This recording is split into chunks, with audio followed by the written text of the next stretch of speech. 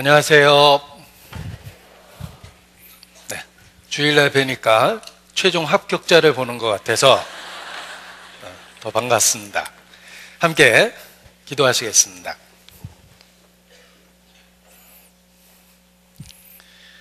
살아계시며 이 역사하시는 거룩하신 아버지 하나님, 소망 없었던 저희를 주의 놀라운 은혜로 구원해 주시고 그리스도 안에서 하나님의 자녀 삼아 주신 것 진심으로 감사 찬양을 드립니다. 또 주의 몸된 교회 안에서 우리를 양육하고 보호하시며 또 우리를 통해서 주의 역사를 이루어 주심을 저희가 알고 더욱 주님께 감사 찬양을 드립니다.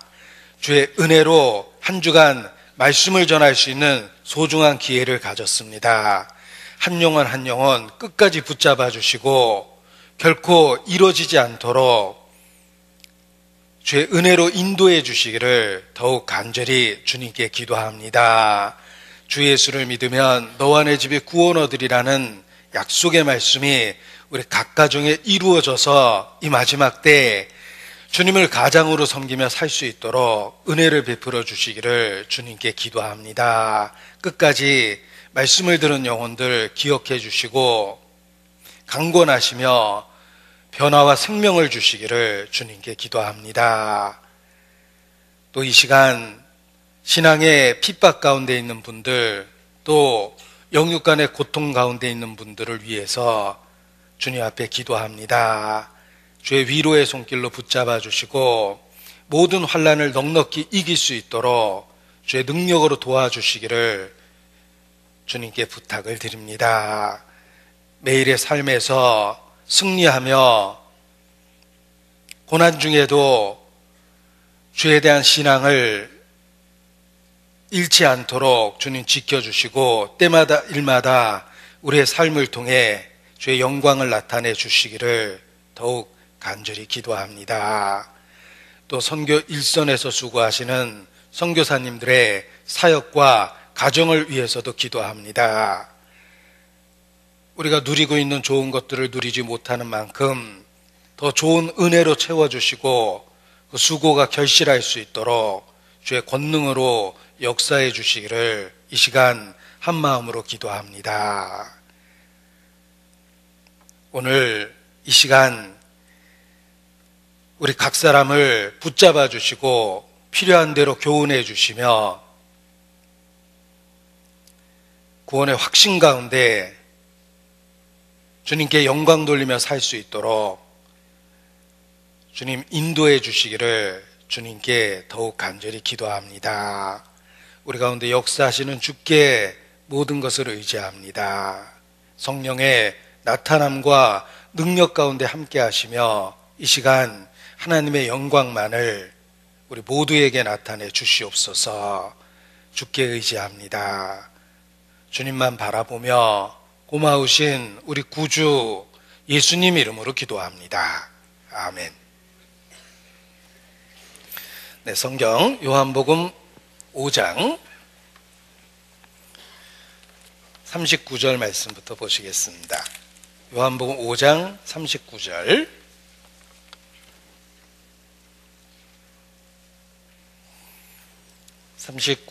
말씀부터 보시겠습니다. 너희가 성경에서 영생을 얻는 줄 생각하고 성경을 상고하거니와 이 성경이 곧 내게 대하여 증거하는 것이로다. 그러나 너희가 영생을 얻기 위하여 내게 오기를 원하지 아니하는도다. 39절, 요한복음 5장 39절 말씀만 다 같이 다시 한번 읽겠습니다. 너희가 성경에서 영생을 얻는 줄 생각하고 성경을 상고하거니와 이 성경이 곧 내게 대하여 증거하는 것이로다. 주의 은혜 가운데 한 주간 전도 집회가 있었습니다. 전도 집회는 일종의 영적인 추수이며 주님 자신이 교회라는 자신의 몸을 통해서 이루는 역사입니다. 우리는 교회 지체와 일원으로서 그 거룩한 역사에 한 주간 함께 참여했습니다. 교회 생활의 최고의 특권은 복음을 반복해서 들을 수 있다는 것입니다. 누구는 한 번도 들어보지 못했던 그 복음을 우리는 교회 생활을 통해서 반복적으로 들을 수 있습니다. 이것이 교회 생활의 최고의 특권입니다. 반복은 중요한 진리를 깨닫는 방법이기도 합니다. 유대인의 지혜가 핵심적인 진리를 반복적으로 들음으로 중요한 원리 안에서 살아가게 된다라는 말이 있습니다. 유대인의 지혜의 원인 중에 하나가 핵심적인 진리를 반복적으로 들음으로 인해서 그 진리를 생활 속에서 실천하고 경험하며 살 수 있다는 뜻입니다. 그래서 유대인들은 공부를 미시나라는 단어로 표현하는데 반복이라는 의미를 갖고 있습니다. 공부는 반복적으로 낭독하고 반복적으로 쓰고 또 반복적으로 생각하는 것이다 라고 이야기합니다. 그 반복을 통해서 중요한 것을 중요하게 인식합니다. 그리고 또한 이미 알고 있다고 생각했던 그 진리를 더욱 자세히 알게 됩니다. 또 진리 가운데 모르던 부분이 있다면 반복을 통해서 그 모르던 부분을 알게 되는 것입니다. 그래서 공부는 반복을 통해서 이루어지는 것이라고 유대 격언도 말합니다. 예수께서도 3년 반의 공생애를 통해서 제자들에게 중요한 진리를 반복적으로 일깨우셨습니다. 그래서 핵심이 무엇인지를 붙잡고 살 수 있도록 만들어주신 것입니다. 우리는 교회 생활을 통해서 주님과 함께하는 교회 생활을 통해서 그 핵심적인 진리를 반복하여 배울 수 있는 특권을 누리고 있는 것입니다. 그리고 복음에는 하나님의 사랑이 나타났다라는 표현처럼 우리가 복음을 일깨움으로 하나님의 사랑을 새롭게 인식하고 신앙생활할 수 있는 힘을 얻게 됩니다. 가정생활도 여러 위기 가운데 가족 구성원 간에 사랑을 확인하면서 위기를 극복하게 됩니다. 우리의 삶이 전쟁과 같다라고 표현할 만큼 치열하고 또 삶 속에서 낙심할 상황이 많이 있습니다. 그 위기 때마다 가족 구성원 간에 사랑을 확인하면서 견뎌낼 수 있는 것입니다. 아빠 사랑해요. 엄마 사랑해요. 그 사랑의 고백을 통해서 우리는 위기를 극복할 수 있는 힘을 얻고 가정을 지킬 수 있습니다. 마찬가지입니다. 우리 신앙생활에도 여러 어려움이 있고 위기가 있지만 사랑을 확인하면서 새 힘을 얻고 위기를 극복하게 되는 것입니다. 복음에는 하나님의 사랑이 나타나 있습니다. 그리스도 예수 안에 있는 하나님의 사랑이 복음에 나타나 있기 때문에 복음을 일깨울 때 그리스도인은 살아갈 새 힘을 얻게 됩니다. 그래서 반복되는 집회처럼 보이지만 그 집회를 통해서 우리가 신앙을 지킬 힘을 얻으며 살고 있다라고 고백하게 되는 것입니다. 그리고 또한 결코 피할 수 없는 죽음, 그 절대적 운명 앞에서 복음의 중요성을 다시 일깨울 수 있습니다.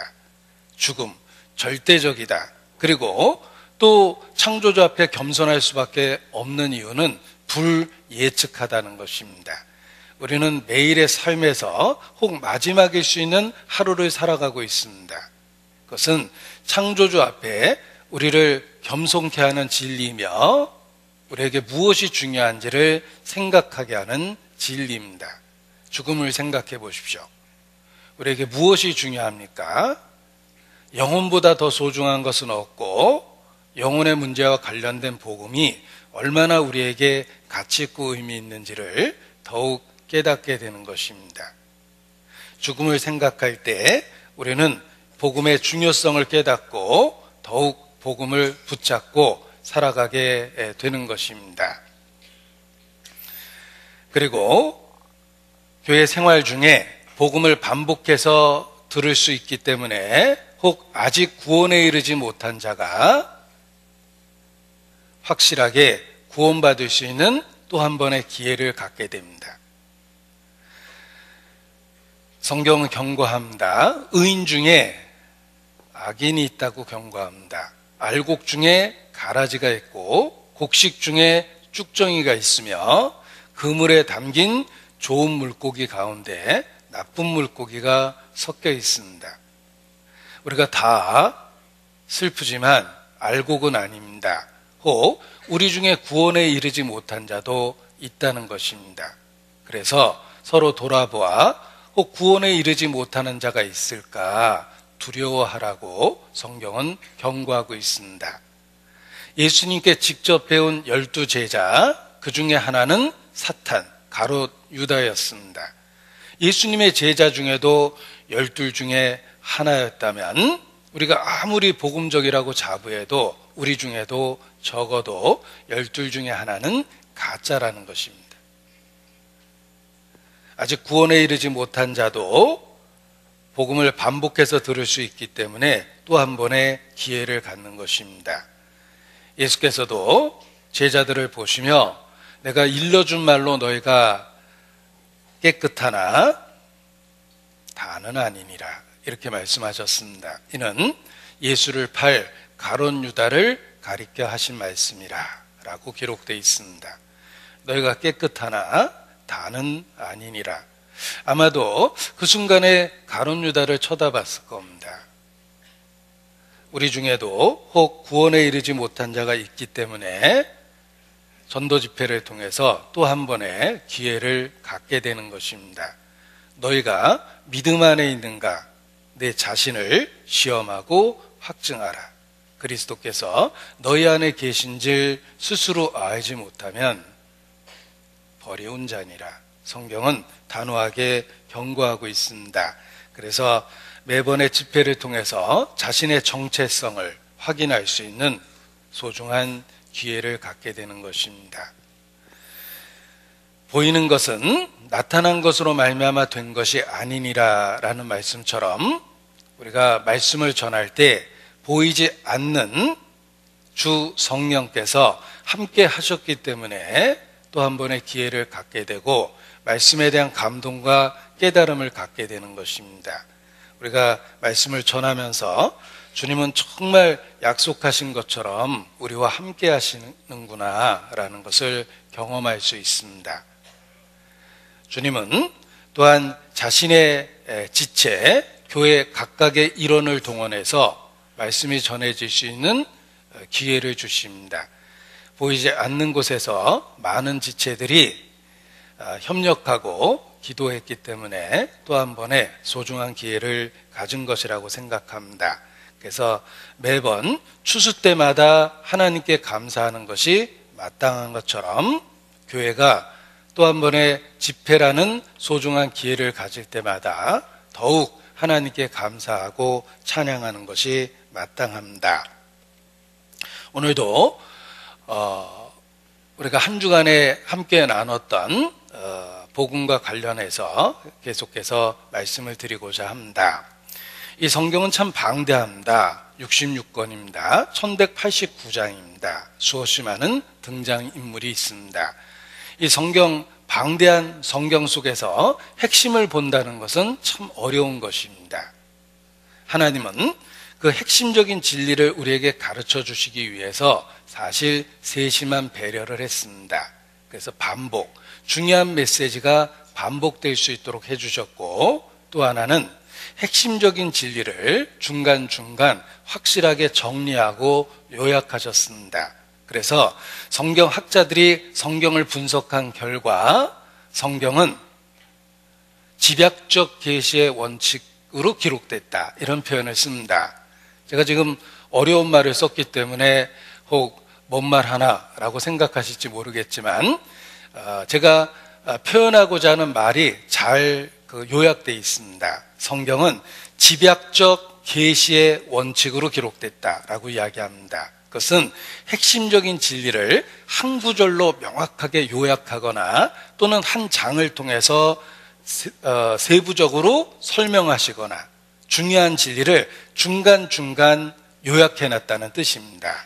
마치 잘 쓰여진 참고서와 같습니다. 잘 쓰여진 참고서는 핵심적인 내용을 정리하고 반복하고 다시 요약해 줍니다.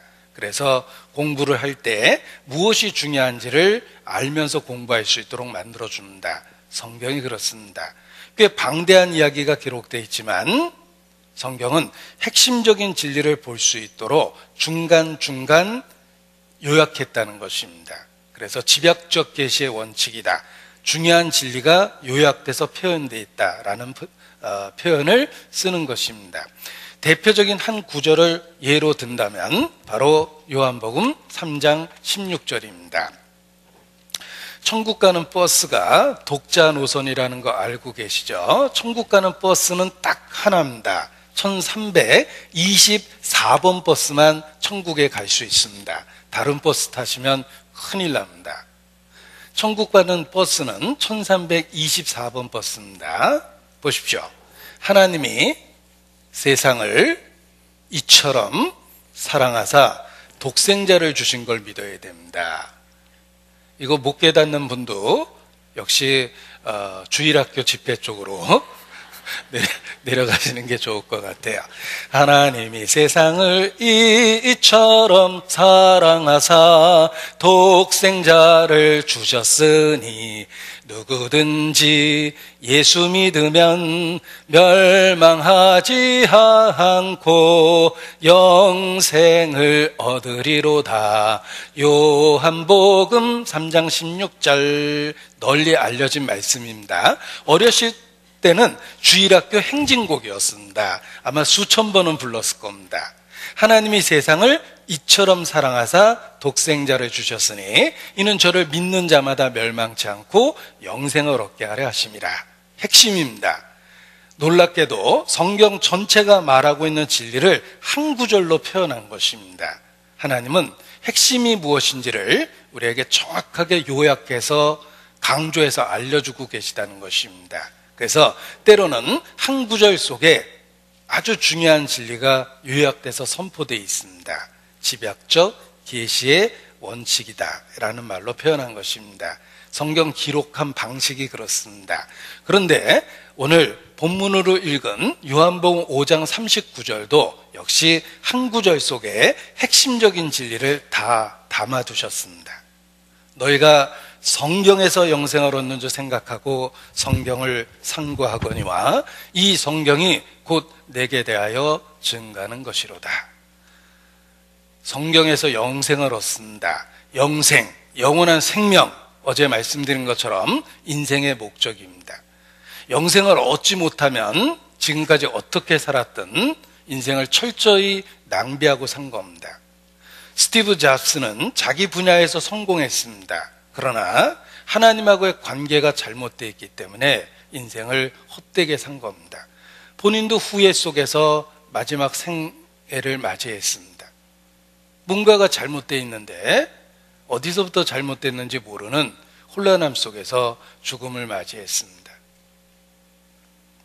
영생, 이것이 인생의 목적입니다. 우리가 근본적으로 살아가는 의미이기도 합니다.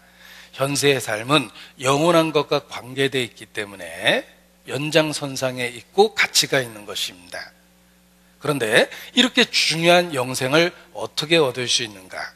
성경에서 영생을 얻는다. 객관적으로도 기독교는 체계 종교입니다.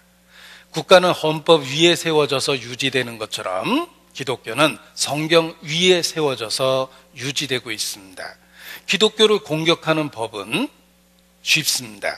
성경을 공격하면 됩니다. 성경을 비난하고 성경의 혼란을 일으키고 개인을 성경으로부터 멀어지게 하면 곧 타락하게 됩니다. 오직 성경으로, 이 말은 종교개혁의 원동력이 되기도 했습니다. 기독교는 처음부터 체계 종교다라고 표현할 만큼 말씀 위에 세워졌고 하나님은 그 말씀으로 자기 자신을 나타내십니다. 여호와여, 주의 말씀이 영원히 하늘에 굳게 섰사오며 주의 성실하심은 대대에 이르나이다. 하나님은 주의 말씀을 통해 천지를 붙잡고 계시는 것입니다. 주의 말씀은 내 발의 등이요 내 길의 빛이니이다. 우리도 그렇게 고백하고 말씀으로 우리 인생을 재정리해야 됩니다.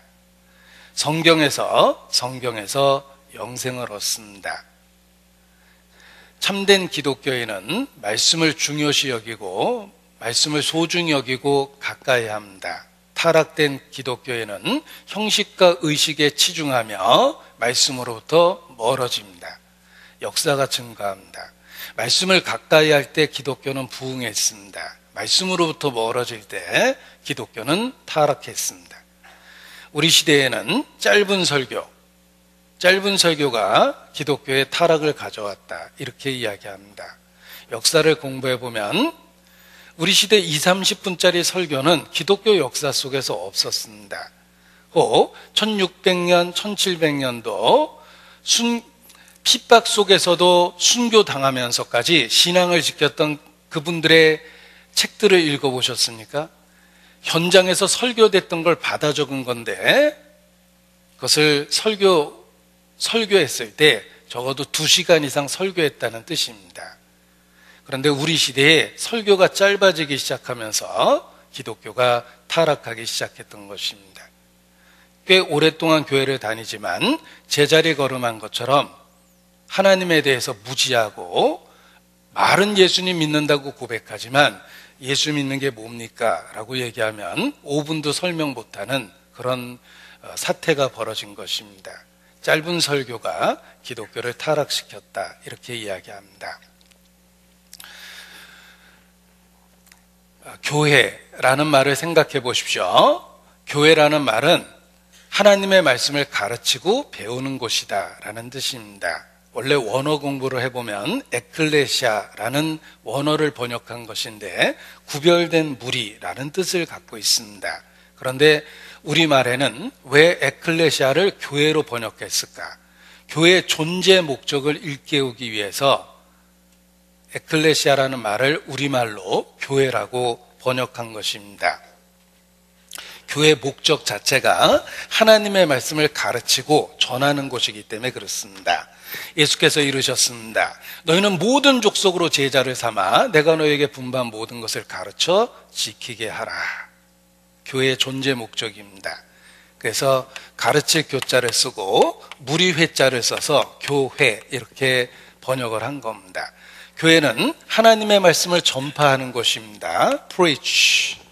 또한 하나님의 말씀을 더욱 자세히 가르치는 곳이기도 합니다. teach. 또한 하나님의 일꾼을 훈련하는 곳이기도 합니다. 모든 족속으로 제자를 삼아 가르치라고 그러셨죠. 그래서 하나님의 말씀을 train, 일꾼들을 훈련하는 곳이다. 이것이 교회의 존재 목적입니다. 하나님의 말씀을 전파하고 가르치고 일꾼들을 훈련하는 것, 그것이 교회입니다. 자, 내가 올바른 교회를 다니고 있을까? 혹 그런 의심 안 해봤습니까? 혹시 내가 특정한 교파에 세뇌된 건 아닙니까? 내가 정말 올바른 교회를 다니고 있다는 걸 어떻게 압니까? 저는 많이 의심해 봤습니다. 제가 어린 시절부터 성격이 의심이 많은 상태로 이렇게 성장을 했습니다. 그래서 별명이 좁쌀 영감이었어요. 잘 때 문을 꼭 확인해야지 잠이 왔습니다. 확인을 안 하면 불안해서 잠이 안 왔어요. 지금도 전도하기 위해서 여행을 하다 보면 그냥 대책 없이 자는 법이 없습니다. 아무리 피곤해도 시건 반드시 문 단속을 하고, 그리고 바깥에서 그냥 열 수 있는 문은 쓰레기통이라도 그 앞에 갖다 놓고 잡니다. 왜냐하면 누군가 침입했을 때 쓰레기통을 툭 치고 들어오면 준비를 하려고. 뭐 성격적인 거겠죠. 어린 시절부터 그렇게 자랐습니다. 그래서 그런지 교회에 대한 의심이 많았어요. 혹시 내가 정말 특정한 교파에 세뇌되어 있는 건 아닐까? 내가 정말 올바른 교회에 다니고 있다는 걸 어떻게 알 수 있을까? 나름대로 많은 확인을 했습니다. 그래서 우리 교회 역사에 대해서도 개인적으로 많은 시간을 투자해서 공부하기도 했고, 우리가 가르치는 내용이 정말 성경적인지 확인하려고 노력을 했습니다. 교회는 하나님의 말씀을 가르치고 전하는 곳입니다. 내가 올바른 교회를 다니는 걸 어떻게 아냐? 성경을 제대로 읽고 배우고 있는지를 갖고 확인할 수 있는 것입니다. 꽤 오랫동안 교회를 다녔는데 성경만 모르겠다. 그건 잘못된 교회에 다닌 거예요.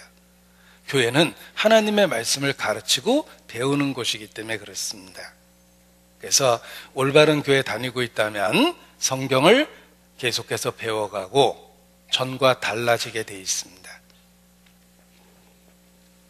자, 병원은 병을 고치기 위해서 갑니다. 어떤 병원에 갔더니 거의 인테리어가 카페 수준입니다. 간호원들은 다 외모를 갖고 뽑아놨는지 8등신 미인들만 있고, 의사를 만났더니 탤런트처럼 생겼습니다. 얼마나 분위기가 좋은지 모르겠습니다. 그런데 아무리 병원에 다녀도 병이 낫질 않고 있습니다. 그런데 다른 병원에 갔더니 뭐 인테리어도 엉망이고 간호원은 다 뚱뚱한 아줌마들이고 의사는 만나봤더니 비호감입니다. 그런데 한 번을 가도 병이 낫고 있습니다. 어느 병원에 다니시겠습니까? 당연히 병원을 건물이나 의사 인물 보고 다니진 않겠죠. 교회가 그렇습니다. 교회는 하나님의 말씀을 가르치고 배우는 곳입니다. 내가 올바른 교회를 다니고 있는가? 아무리 크고 전통이 있다고 주장해도 성경을 배울 수 없으면 잘못된 교회입니다. 교회는 하나님의 말씀을 가르치고 배우는 곳이기 때문에 그렇습니다. 그래서 말씀을 제대로 배우고 있는가를 통해서 올바른 교회를 다니고 있는지를 확인할 수 있는 것입니다. 설마 교회를 목사 인물 보고 다니시진 않겠죠? 제가 뭐 분리해서 하는 말은 아닙니다.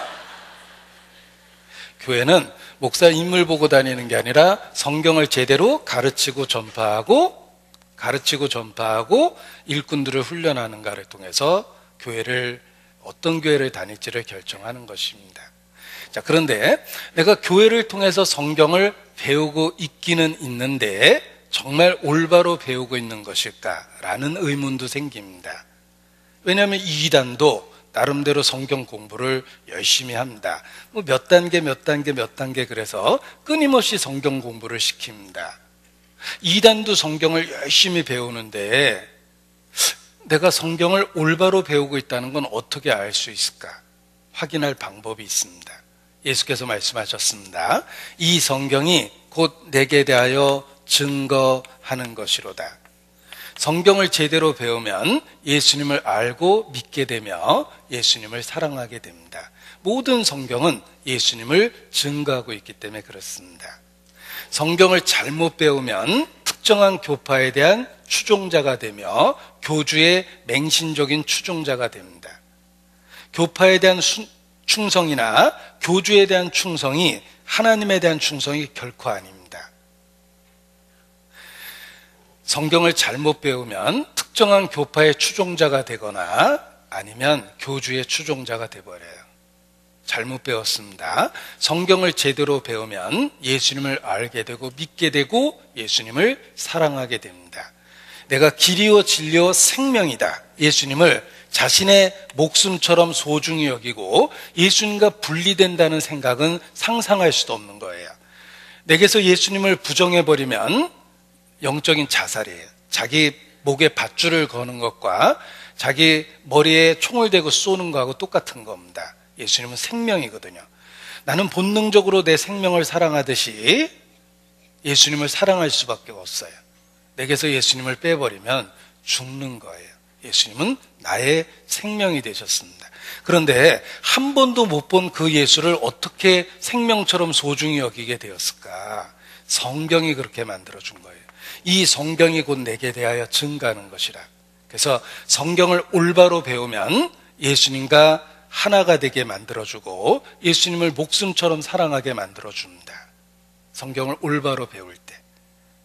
너희가 예수를 보지 못하였으나 사랑하는도다. 이제도 보지 못하나 믿고 말할 수 없는 영광스러운 즐거움으로 기뻐하니 이는 믿음의 결국 곧 영혼의 구원을 받음이라. 한 번도 못 본 예수 그리스도를 알고 믿고 사랑하게 됩니다. 내 부모는 평생 나를 위해서 희생했지만 이 불효자식이 부모님 이야기를 한다고 해서 늘 감동을 받는 건 아니에요. 그렇게 나한테 희생한 부모님조차도 때로는 남처럼 냉정하게 느껴질 때가 있습니다. 그런데 한 번도 못 본 예수님을 알고 믿고 사랑하게 된다는 건 기적이에요. 솔직히 본 적도 없잖아요. 너희가 예수를 보지 못하였으나 사랑하는도다. 어떻게 그렇게 될 수 있었을까? 성령이 그렇게 만들어준 거예요. 한 번도 못 본 예수 그리스도를 알고 믿고 사랑하게 만들어준 겁니다. 그래서 왜 내게 성령 주셔서 내 마음을 감동해 주 예수 믿게 하는지 난 알 수 없도다 라고 찬송하는 겁니다. 한 번도 못 본 예수 그리스도를 성령께서 감동 감화하셔서 목숨처럼 사랑하게 만듭니다. 성령은 성경을 통해 역사해서 예수 그리스도를 믿게 해줍니다. 성령이 스승되셔서 진리를 가르치시니 그 말씀 한 절 한 절이 내 마음에 교훈되도다. 기록된 책이 살아있는 말씀, 하나님의 말씀으로 느껴지게 만드는 것이 성령의 역사예요. 그래서 예수를 믿게 하십니다. 예수님은 나에게 있어서 하나님께 가는 유일한 길이며 진리이시며 내 생명이 되신 거예요. 내가 길이요 진리요 생명이라. 그래서 성경을 올바로 배우면 예수님을 알고 믿고 사랑하게 된다. 그것으로 성경을 제대로 배우고 있는지를 확인할 수 있는 것입니다. 보십시오. 내가 올바른 교회를 다니고 있는가, 성경을 제대로 배우고 있는가를 갖고 확인하며 성경을 제대로 배우고 있다는 건 어떻게 아냐? 예수님을 알고 믿고 더욱더 사랑하게 됩니다. 성경을 올바로 배우면. 너희가 성경에서 영생을 얻는 줄 생각하고 성경을 상고하거니와 이 성경이 곧 내게 대하여 증거한 것이로다. 성경을 통해서 예수님을 알고 믿고 사랑하게 됩니다. 자, 예수님은 제자들을 성경을 가르쳐서 확실한 믿음을 갖게 하셨습니다. 예수님도 성경을 통해서 제자들을 인도하신 거예요. 누가복음 24장입니다. 보세요. 누가복음 24장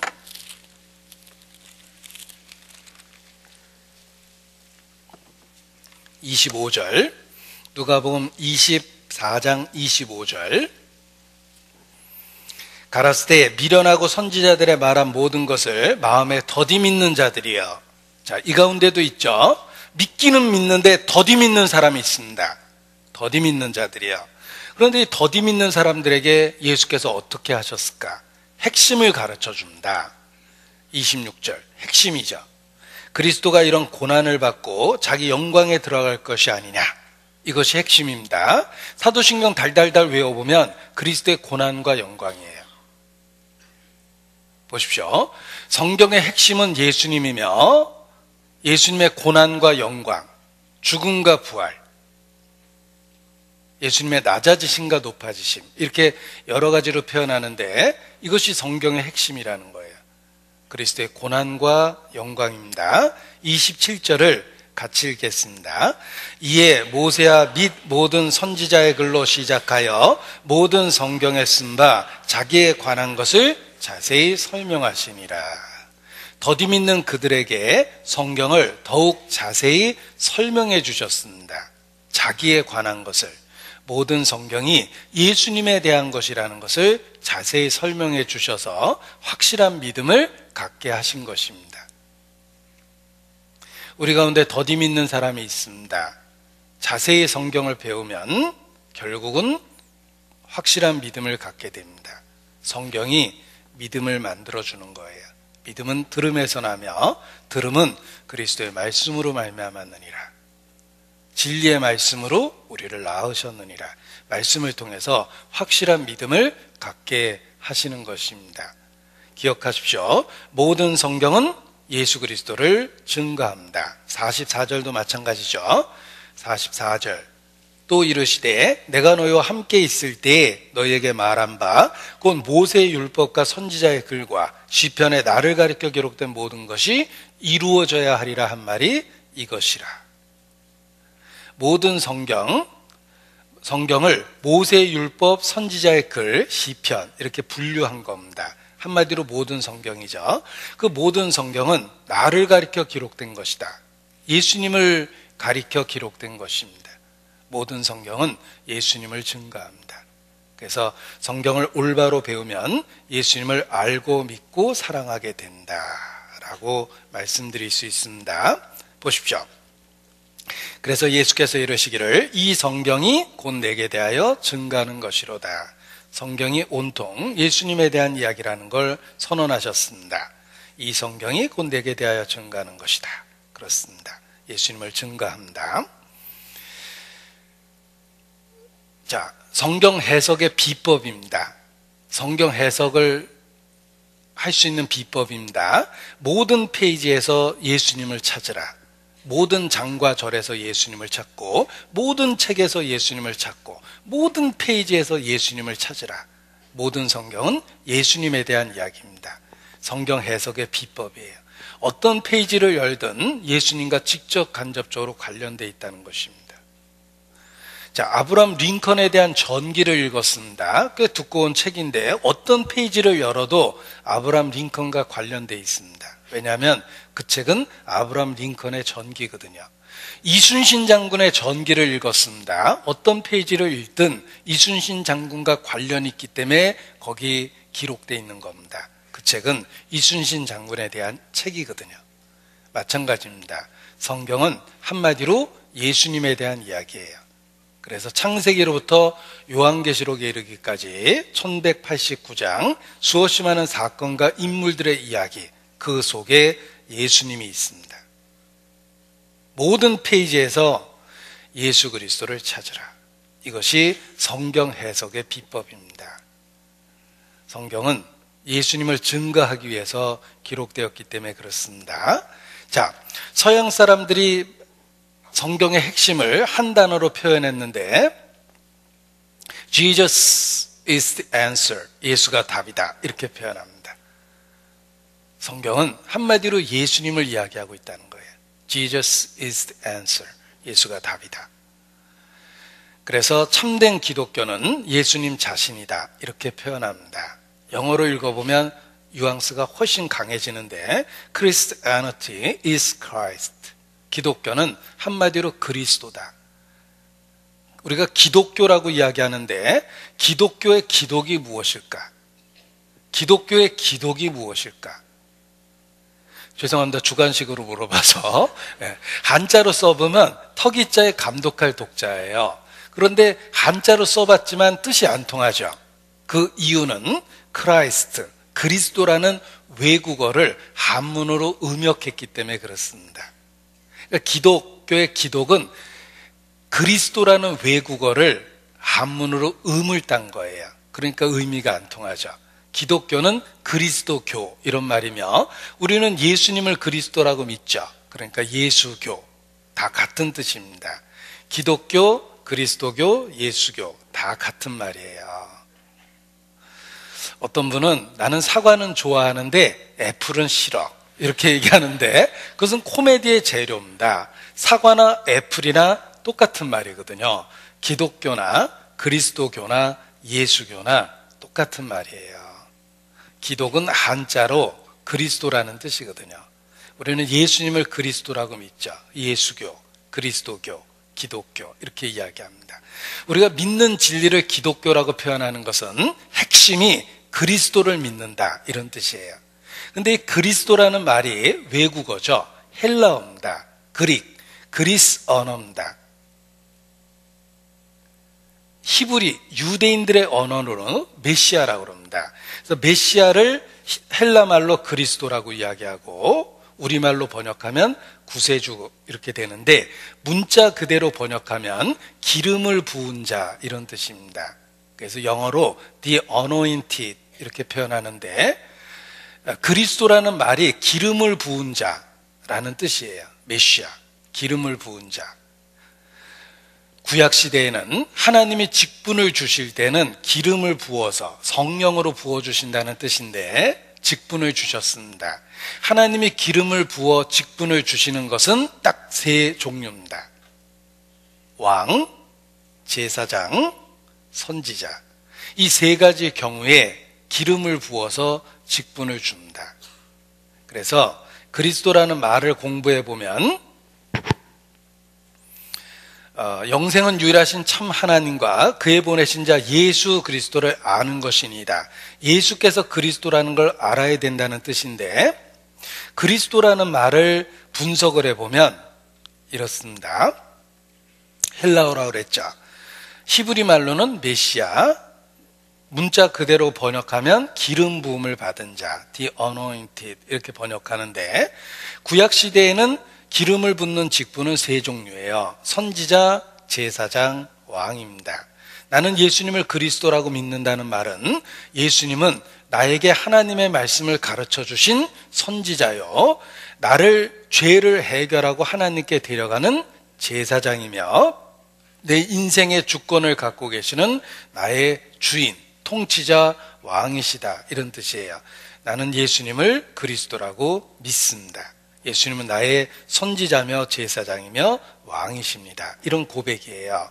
그래서 삼중 직분이라는 말은 세 가지 직분을 같이 함께 갖고 있다 이런 뜻입니다. 나는 예수 그리스도를 믿습니다. 나는 그리스도인입니다. 나는 그리스도를 믿는 사람입니다. 나는 예수님이 그리스도임을 믿습니다. 나는 크리스천입니다. 이렇게 우리가 신앙을 고백하는데 그 내용을 들여다보면 나는 예수님이 하나님의 선지자며 제사장이며 왕이시라는 걸 믿는 나는 그런 고백의 의미가 들어있는 것입니다. 그래서 여기 한 가지 좀 어렵지만 소개해 줄 것이 있는데 소요리 문답이라는 게 있습니다. 소요리 문답은 소를 요리했다는 뜻이 아니고 한자로 쓰면 이렇습니다. 중요한 핵심적인 이치인데 이렇게 짧게 번역했다는 뜻이에요. 짧게 번역한 핵심적인 진리라는 뜻인데, 이 소요리 문답은 웨스터민스터라는 영국의 사원이 있습니다. 거기서 17세기 중반에 1643년부터 151명의 대표가 모여서 1163번을 모여서 중요한 진리가 무엇인지를 정리해 놓은 거예요. 무엇이 핵심적인 진리인지를 정리해 놓은 건데 꽤 많이 모였죠? 이때 모였던 151명 중에 장애가 없는 사람은 거의 없었대요. 왜냐하면 거의 대부분 오랜 핍박 생활을 거치면서 장애가 생겼답니다. 수십 년 감옥에 갔던 사람들, 고문을 당했던 사람들, 그 핍박의 시기를 목숨을 걸고 견뎌낸 사람들이니까 얼마나 진실하고 간절했겠어요. 그들 151명이 모여서 1000번 이상 모여서 핵심적인 진리를 정리해 놓은 거예요. 어린아이도 배울 수 있도록 짧게 분명하게 정리한 거예요. 그래서 소요리 문답, Shorter Catechism이라고 합니다. 핵심적인 진리를 짧게 번역했다. 그래서 웨스터민스터 소요리 문답이라고 널리 알려져 있으며 우리가 믿고 있는 진리를 잘 정리해 놓은 거예요. 그런데 거기에 제23항이 있습니다. 가장 중요한 내용인데 제23문답에 보면 그리스도께서 우리의 구속자로서 선지자와 제사장과 왕의 직분을 행하시되 낮아지셨고 높아지신 두 상태에서 하십니다. 이거 한 번 읽고 이해할 사람은 없습니다. 왜냐하면 중요한 진리를 한 문장에 담았기 때문에 한 번 읽어서는 잘 이해가 안 가요. 더 어렵게 해드리겠습니다. 똑같은 내용을 영어로 썼거든요. Christ as our Redeemer executes the offices of a prophet, of a priest, and of a king, both in his estate of humiliation and exaltation. 더 어려워졌죠? 쉽게 해드리겠습니다. 번역했어요. 그리스도께서 우리의 구속자로서 세 가지 직분을 갖고 있다고 그랬죠? 선지자와 제사장과 왕의 직분을 가지셨는데 낮아지셨고 높아지신 두 상태에서 하신 일입니다. 보십시오. 예수님은 나의 선지자여 제사장이여 왕이십니다. 그런데 낮아지셨고 높아지신 상태에서 하셨다고 그랬죠. 죽음과 부활, 고난과 영광, 그것을 통해서 우리의 구세주가 되신 거예요. 그래서 사도신경을 달달달달 외워보면 예수님의 탄생, 고난, 죽음, 부활, 승천, 재림으로 되어 있어요. 예수님의 낮아지심과 높아지심이에요. 그것이 핵심이라는 거예요. 우리가 무엇을 믿고 있는가? 예수님이 죽고 부활하신 걸 믿습니다. 이단의 교주는 대단한 주장을 했지만 죽어서 끝났어요. 죽어서 썩어버렸어요. 메시아는 절대 안 썩는다고 예언되어 있는데 예수님은 죽은 자 가운데서 3일 만에 부활하셨어요. 진짜 메시아였던 거예요. 가짜는 죽어서 썩어요. 여러분, 이단 교주의 무덤을 파보면 가짜라는 게 드러나 있어요. 썩었죠? 메시아는 썩지 않는다고 예언되어 있습니다. 예수님은 빈 무덤, 부활하셨어요. 기독교의 파워는 빈 무덤입니다. 정말 예수께서 살아나셨어요. 기독교가 불처럼 로마에 퍼져갔을 때 로마가 기독교를 없앨 수 있는 방법은 아주 쉽습니다. 죽은 예수의 시체를 공개하면 돼요. 그런데 공개할 수가 없었어요. 여러분, 전쟁할 때 적장을 먼저 죽입니다. 그리고 시체를 딱 공개하면 너희가 누구를 위해서 싸우겠는가? 너희 대장은 죽었다. 그래서 전쟁할 때 적의 장수를 먼저 죽이는 거예요.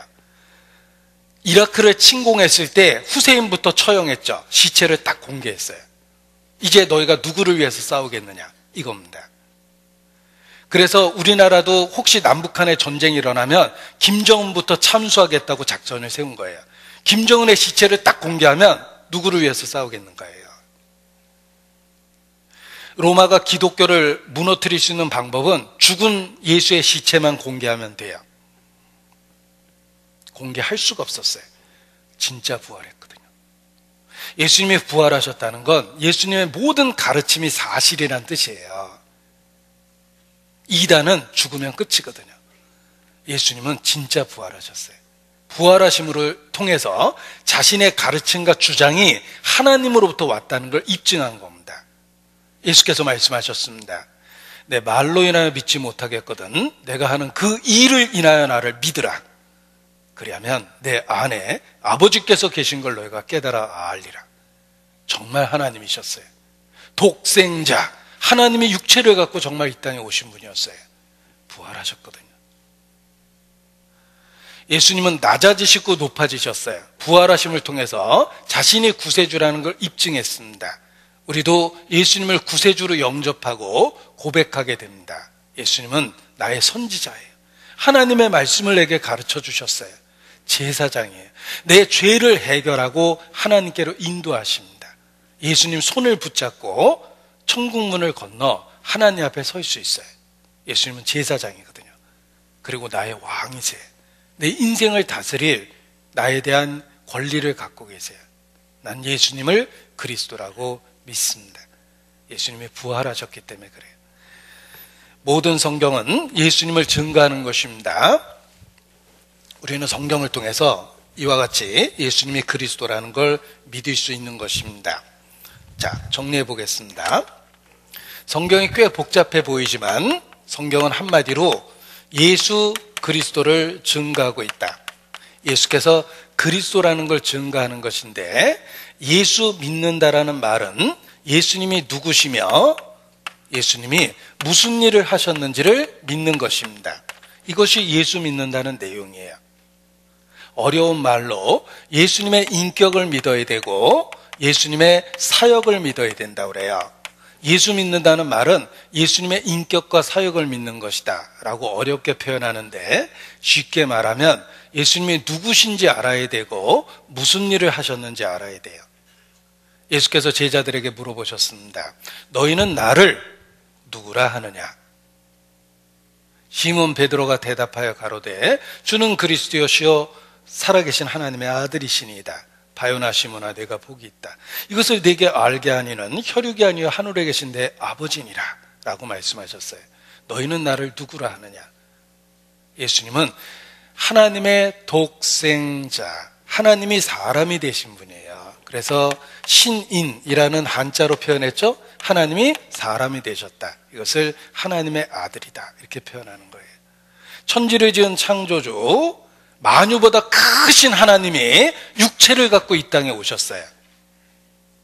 예수님이세요.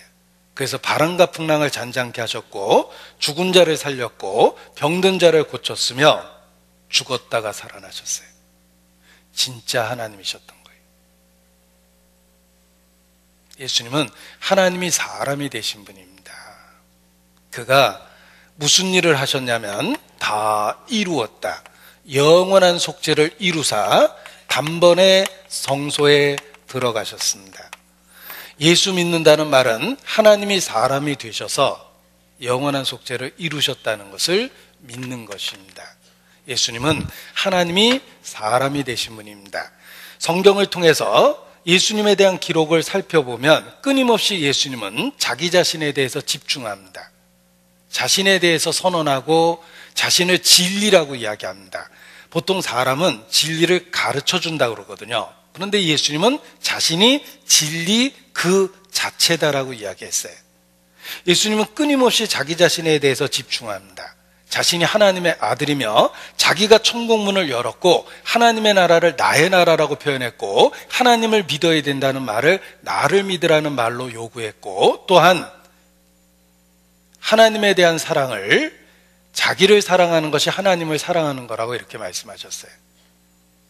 심지어는 아비나 어미를 나보다 더 사랑하는 자는 내게 합당하지 않고 아들이나 딸을 나보다 더 사랑하는 자도 내게 합당하지 않다라고 말씀하셨습니다. 누군데 그렇게 이야기합니까? 누군데 부모보다 자식보다 자기를 더 사랑하라고 요구합니까? 진짜 하나님이셨어요. 예수님은 하나님이 육체를 갖고 이 땅에 오신 분이기 때문에 그렇게 말씀할 자격이 있었어요. 아무리 비싼 선물도 선물을 주신 분보다 귀할 수는 없어요. 우리에게 가장 귀중한 선물을 주셨는데 생명, 그리고 부모, 자식, 내 인생의 선물이에요. 그러나 그 선물을 주신 분은 하나님이세요. 따라서 내게 주신 선물보다 하나님이 내게 더 소중할 수밖에 없습니다. 아비나 어미보다 나를 더 사랑해야 되고 자식보다, 아들보다 딸보다 나를 더 사랑해야 된다고 말씀하신 예수님은 바로 하나님 자신이셨던 거예요. 그래서 예수님은 자신을 하나님과 동등으로 늘 주장하셨습니다. 나와 아버지는 하나이니라. 그렇게 말씀하셨죠. 예수님을 아는 것이 하나님을 아는 거고, 예수님을 본 것이 하나님을 본 것이며, 예수님을 믿는 것이 하나님을 믿는 것이며, 예수님을 미워하면 하나님을 미워하는 것이고, 예수님을 공경하면 하나님을 공경하는 것입니다. 나와 아버지는 하나이니라. 엄청난 이야기잖아요. 예수님은 하나님이 사람이 되신 분이에요. 세상 사람들은 예수님을 4대 성인이다 이렇게 이야기하지만 그 말은 철저하게 예수님을 오해한 겁니다. 예수님은 4대 성인이 아니에요.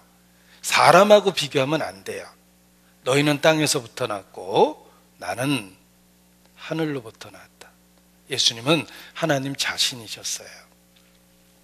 보십시오.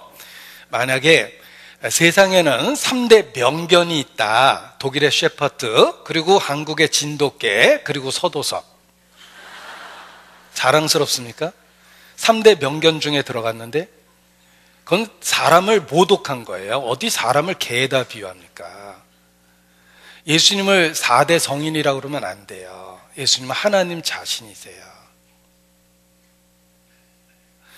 우리는 예수님을 하나님의 아들, 독생자, 육체를 갖고 이 땅에 오신 하나님으로 믿습니다. 그래서 옛날 백과사전을 찾아보면 크리스찬이라는 말 자체가 예수님을 하나님이라고 믿는 사람들 이렇게 써 있습니다. 근데 요즘 사람들은 교회 다니면서도 그게 무슨 뜻인지 잘 몰라요. 말로는 삼위일체라고 그러죠. 성부, 성자, 성령은 하나다. 그런데도 그게 무슨 뜻인지 잘 몰라요. 그러면 안 됩니다. 예수님은 하나님이 육체를 갖고 이 땅에 오신 분이에요. 그리고 우리가 어떻게 믿냐면 성경을 통해 믿고, 부활하셨기 때문에 믿고, 모든 제자들의 증언을 통해서 믿고, 앞서간 그리스도인의 고백을 통해서도 믿고, 우리는 예수님이 하나님이라는 사실을 얼마든지 믿을 수 있는 증거를 갖고 있는 것입니다. 하나님이 육체를 갖고 이 땅에 오셨어요. 보십시오. 구약 시대에도 가끔 하나님이 육체를 갖고 이 땅에 오셨습니다. 그것을 하나님의 현현이라고 그러는데, 예를 들면 아브라함에게 나타난 세 천사 중에 하나가 여호와라고 돼 있어요. 그래서 아브라함도 나를 보았다라고 말씀하신 거예요. 또 삼손의 부모에게도 직접 나타났어요. 당신 누구십니까? 어찌하여 내 이름을 묻느냐? 내 이름은 기묘자라. 삼손 부모가 깜짝 놀랍니다. 우리가 하나님을 배웠으니 죽을 것이다. 육체를 갖고 오신 하나님을 본 거예요. 자, 구약 시대에도 하나님이 육체를 갖고 나타나셨는데 신약 시대에는 아예 사람으로 태어났어요. 바로 예수님입니다. 만약에 제가 능력이 있어서 독수리로도 변하고 개로도 변할 수 있다면 저의 능력이죠. 그런데 내가 개로 변할 수 있다는 능력하고 개로 태어나서 개 부모 밑에서 개 젖을 맞고 개 친구들하고 동창이 돼서 동네에서 자란 거하고는 달라요. 생각해 보세요. 제가 개로 변하는 건 능력이지만 개 부모 밑에서 태어나서 개같이 살았다는 거하고는 다르잖아요. 하나님이 사람으로 나타나는 건 능력인데 신약 시대에는 사람으로 태어났다는 거예요. 그래서 온 세상에 미칠 큰 기쁨의 소식이라, 다윗의 동네에 너희를 위하여 구주가 나셨다. 그의 근본은 상고의 태초니라. 천사들이 그렇게 외친 거예요. 예수님은 하나님이 육체를 갖고 이 땅에 오신 겁니다. 상상할 수도 없는 일을 하신 거예요. 그래서 지상 최대의 사건은 예수님이 탄생했다는 거예요. 이 땅에 오셨어요. 온 세상에 미칠 큰 기쁨의 소식이라. 우리가 예수 믿는다라는 말에 그 내용이 들어있는 거예요. 예수님은 하나님의 독생자, 하나님이 사람이 되신 분이에요. 본래 하나님을 본 사람이 없을 때 독생하신 하나님이 나타내셨느니라. 내가 이제 드디어 하나님을 알 수 있게 됐어요. 예수님을 보면 하나님을 아는 거예요. 예수님의 말씀을 생각해 보면 하나님이 어떤 분인지 알 수 있고, 예수님의 행동을 기억하면 하나님이 어떤 분인지 알 수 있어요. 예수님은 언행을 통해서, 말씀과 행동을 통해서 하나님이 어떤 분인지 우리에게 확실하게 보여주셨어요. 육체를 갖고. 그전에는 하나님 그러면 좀 막연해요. 추상적이고 모호해요. 용어는 사용하는데 하나님 그러면 좀 막막하잖아요. 그런데 이제 더 이상 막연하지 않습니다. 예수님의 언행을 기억하면 하나님이 어떤 분인지 마음에 와닿아요. 예수님은 육체를 갖고 하나님을 보여준 거예요. 나를 본 자는 아버지를 보았다. 나와 아버지는 하나이니라. 그래서 육체를 갖고 이 땅에 오신 예수님, 그는 하나님 자신이셨습니다. 그런데 하나님이 육체를 갖고 이 땅에 오셔서 놀라운 일을 행하셨는데 십자가의 죽으심으로 영원한 속죄를 이루셨어요. 성경에 아주 충격적인 구절이 있습니다. 신학자들은 아주 충격적인 구절이라고 이야기해요. 사도행전 20장 28절 찾겠습니다. 성경에 있는 아주 충격적인 구절이에요. 사도행전 20장 28절입니다. 사도행전 20장 28절.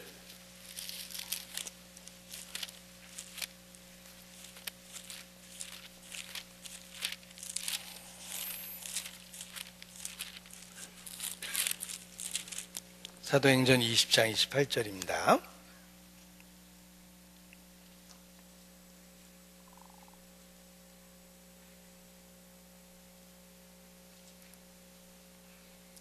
같이 읽겠습니다. 너희는 자기를 위하여 또는 온 양떼를 위하여 삼가하라. 성령이 저들 가운데 너희로 감독자를 삼고 하나님이 자기 피로 사신 교회를 치게 하셨느니라. 하나님이 자기 피로 교회를 사셨습니다. 그래서 충격적이에요. 하나님의 피로 교회를 샀답니다. 하나님의 피로 교회를 샀다는 표현 때문에 신학적으로 가장 충격적인 구절이라고 합니다. 교회를 하나님께서 자기 피로 사셨어요. 얼마 주고 샀느냐라는 말은 객관적으로 가치를 의미합니다. 자, 여기 컵은 한 10,000원 주고 샀으면 이거 10,000원짜리입니다. 여기 아이패드 있는데 이거 100만 원 주고 샀습니다. 이거 100만 원짜리예요. 얼마 주고 샀느냐라는 말이 얼마짜리냐는 뜻입니다. 만일 사람을 양을 죽여서 구원했다면 사람의 가치가 양값이라는 뜻이에요. 만일 개를 죽여서 구원했다면 사람의 가치가, 저는 차마 얘기 못합니다.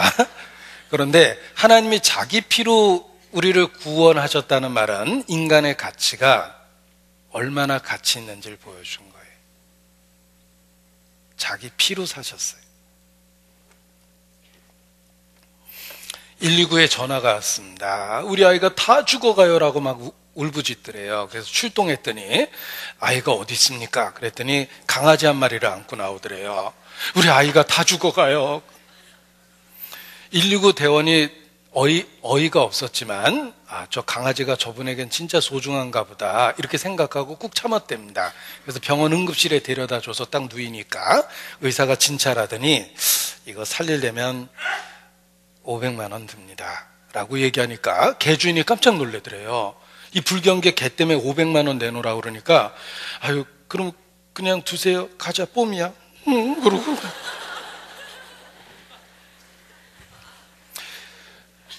개 때문에 500만 원은 못 쓰겠다는 뜻이죠. 그 개 가치는 절대 500만 원이 넘질 않아요.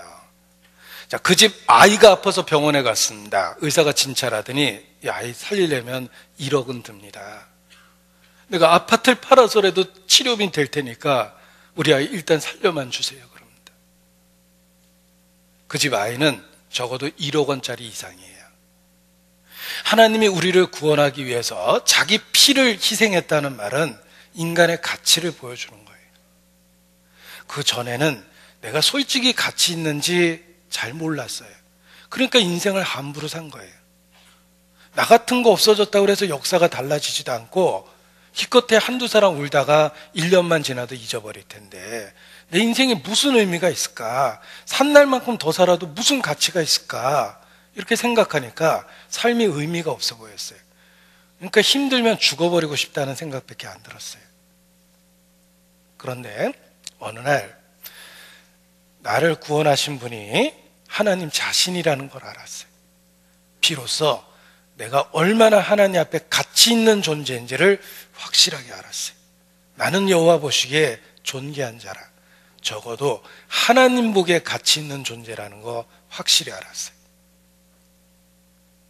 왜냐하면 하나님이 나를 구원하기 위해서 지불한 대가가 자기 피였거든요. 인간의 가치를 보여주는 거예요. 나는 여호와 보시기에 존귀한 자라. 그렇습니다. 당신은 사랑받기 위해 태어난 사람. 사실이 그렇습니다. 인간은 하나님께 존귀한 존재예요. 세상은 날 가치 없다고 여겨도 하나님이 나를 가치 있게 보세요. 감사해요. 깨닫지 못했었는데 내가 얼마나 소중한 존재라는 것, 태초부터 지금까지 하나님의 사랑이 항상 날 향하고 있었다는 것, 고마워요. 그 사랑을 가르쳐준 당신께. 정말 그렇게 마음에 깨달아졌어요. 내가 얼마나 소중한 존재인지 잘 몰랐는데 하나님이 나를 구원하기 위해서 독생자를 희생했다는 걸 통해서 비로소 내가 얼마나 가치 있는 존재인지 알게 되고 내 자신을 의미 있게 여기게 됐어요. 하나님이 날 그렇게 여겨주셨거든요. 기억하십시오. 우리를 구원하기 위해서 지불한 대가가 하나님 자신의 피예요. 여기 성경 구절을 보여드릴 텐데 이사야서 23장 25절입니다. 잘 보세요. 곧 나는 나를 위하여 내 허물을 도말하는 자니 내 죄를 기억지 아니하리라.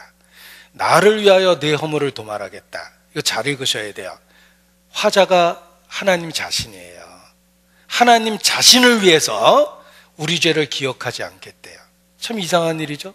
나를 위해서 내 죄를 기억 안 하는 게 아니라 하나님 자신을 위해서 내 죄를 기억하지 않겠다고 말씀하신 건 내가 하나님 보기에 가치 있고 의미 있는 존재다, 이런 뜻입니다.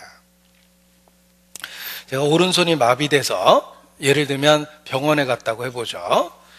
이거 고치려면 10억 든다라고 진단이 나왔어요. 그러면 제가 깨끗이 포기합니다. 치료를. 내가 10억을 들여서 이 손을 고치면 평생 빚잔치를 하고 살아야 돼요. 그러느니 그동안 두 손 갖고 살았으니까 내가 살면 얼마나 살겠다. 나머지 인생 기꺼이 한 손으로 살겠습니다. 그런데 우리 아이가 아파서 병원에 갔는데 아이 살리려면 10억이 든다고 한다면 내가 달러빚을 내서라도 아이를 고쳐줄 거예요. 그러므로 내 아이는 적어도 내 한쪽 팔보다 더 소중하다라는 결론이 납니다. 내가 아이를 고쳐주려고 하는 건 아이가 내 인생에 소중하고 가치 있기 때문입니다.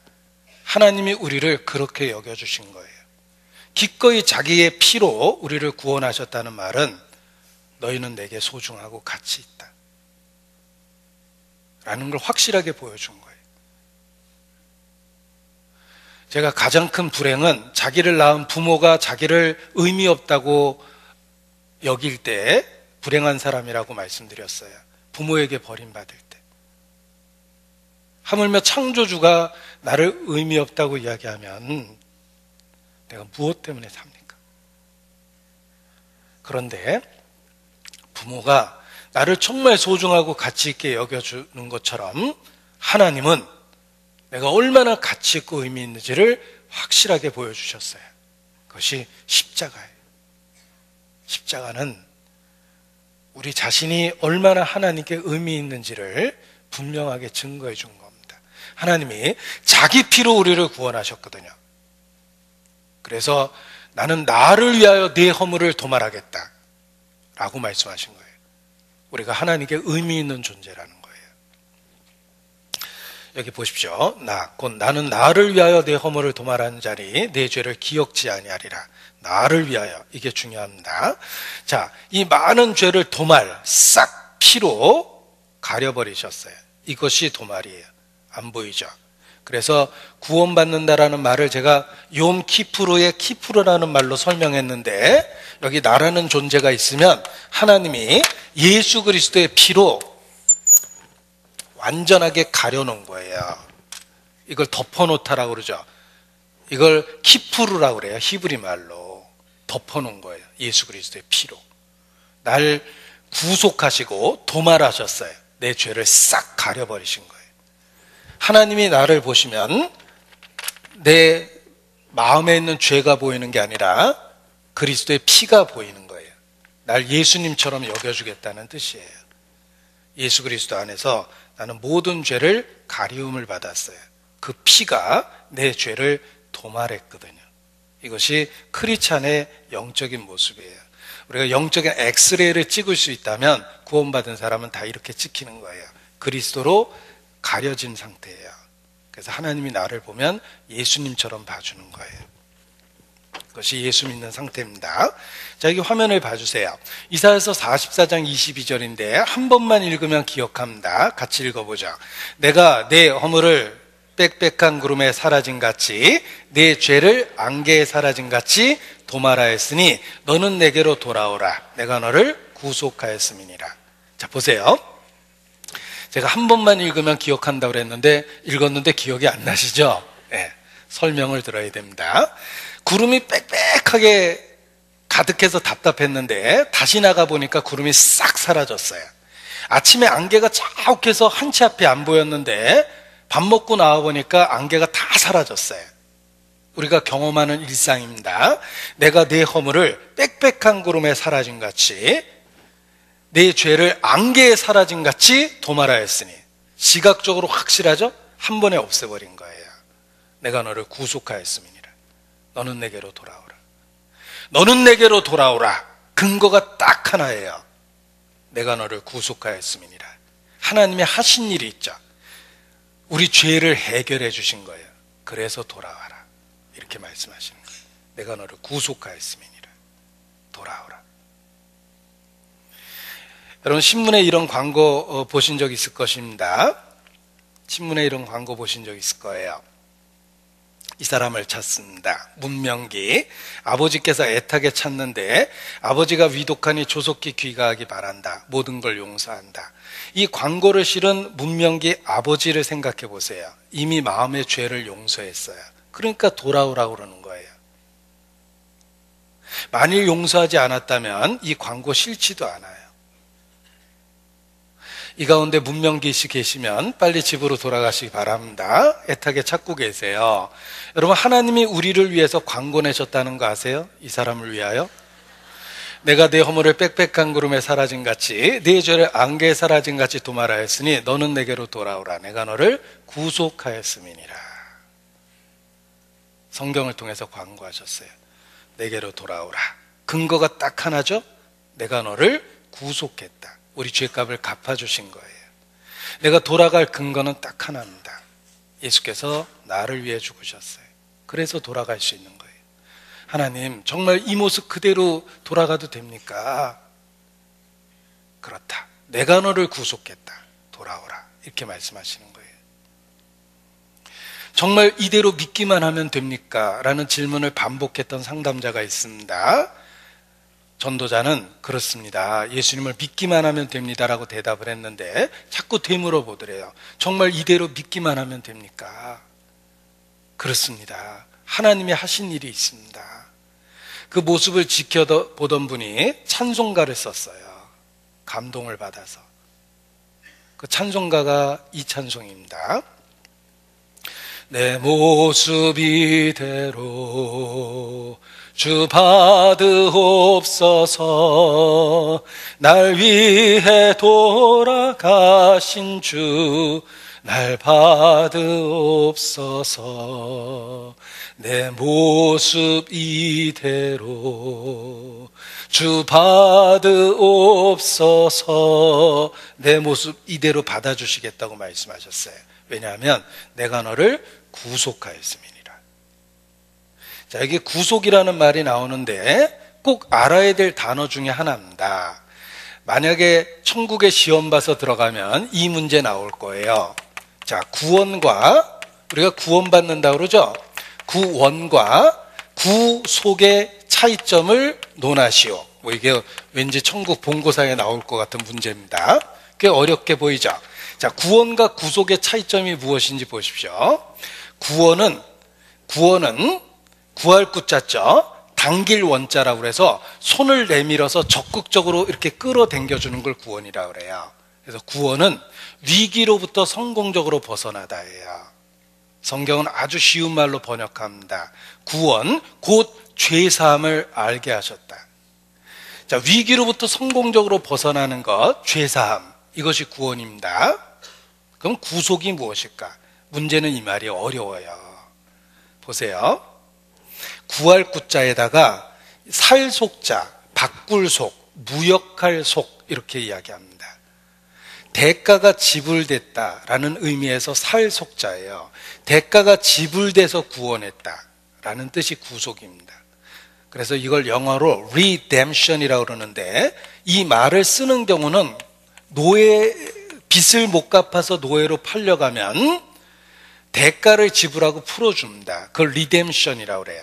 그런데 요즘에는 빚을 못 갚아서 노예로 팔려가는 일이 없기 때문에 이 단어를 거의 안 쓰게 돼 있어요. 그러나 쓰는 경우가 딱 하나 있습니다.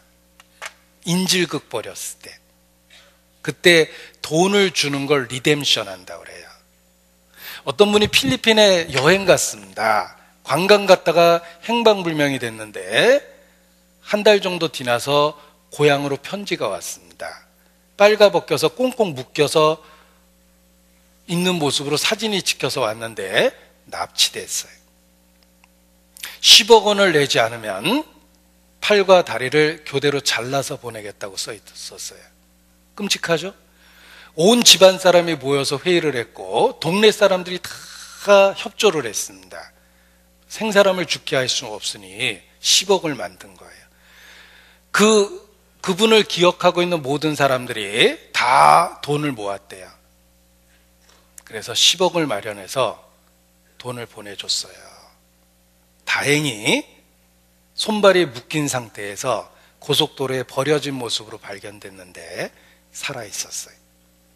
드디어 고향에 왔어요. 이 사람 죽을 뻔했죠. 고향에 와서 알게 됐어요. 자기가 풀려난 게 저절로 풀려난 게 아니라 많은 사람들이 막대한 돈을 지불했다는 걸, 그걸 구속이라고 그래요. 대가가 지불돼서 풀려났다라는 의미에서 구속됐다고 그래요. 요즘에 랜섬이라는 그 단어를 쓰는데 이렇게 컴퓨터에 바이러스가 들어와가지고 프로그램이 작동이 안 되는데 돈을 내면 풀어줘요. 그걸 랜섬이라고 그래요. 같은 뜻이에요. 대가가 지불된다는 뜻인데 왜 이렇게 어려운 단어를 쓰셨을까? 이유가 있습니다. 우리가 구원받은 게 절대 저절로 된 게 아니라는 걸 가르쳐 주려고 그런 거예요. 구속된 거거든요. 대가가 지불된 거예요. 내가 저절로 구원받은 게 절대 아닙니다. 하나님의 피가 흘려졌어요. 독생자가 죽었어요. 그래서 구원을 받은 거예요. 그걸 가르쳐 주려고 이렇게 어려운 단어를 쓰신 거예요. 내가 너를 구속했다. 자, 구속은 구원하신 방법이에요. 결과는 구원이에요. 우리를 구속해 주셔서 구원을 받은 거예요. 대가가 지불돼서 우리를 완전하게 위기로부터 벗어나게 한 거예요.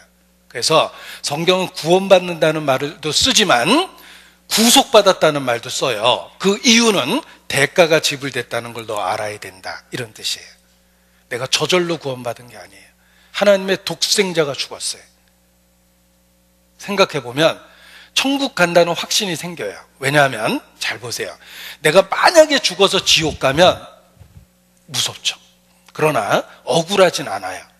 왜냐하면 행한 대로 벌을 받을 거예요. 난 억울한 게 아니라 무서운 거예요. 그런데 만약에 내가 지옥 가면 억울한 일이 딱 하나 있어요. 난 원래 갈 놈이 간 거예요. 할 말이 없죠. 그러나 예수님은 괜히 죽은 거예요. 난 지옥 갈 놈이니까 갔는데 예수님은 뭐하러 죽었어요? 예수님이 죽었다는 건 대가가 지불됐다는 말이고 우리가 절대로 지옥에 안 간다는 뜻이에요. 만일 우리가 율법에 따라서 천국 가고 지옥 가는 게 결정된다면 예수님은 괜히 죽은 거예요. 그럴 수 없느니라. 구속하셨거든요. 대가가 지불됐거든요. 그걸 가르쳐 주려고 이렇게 어려운 말을 쓴 겁니다. 골로새서 1장 찾아보겠습니다. 골로새서 1장.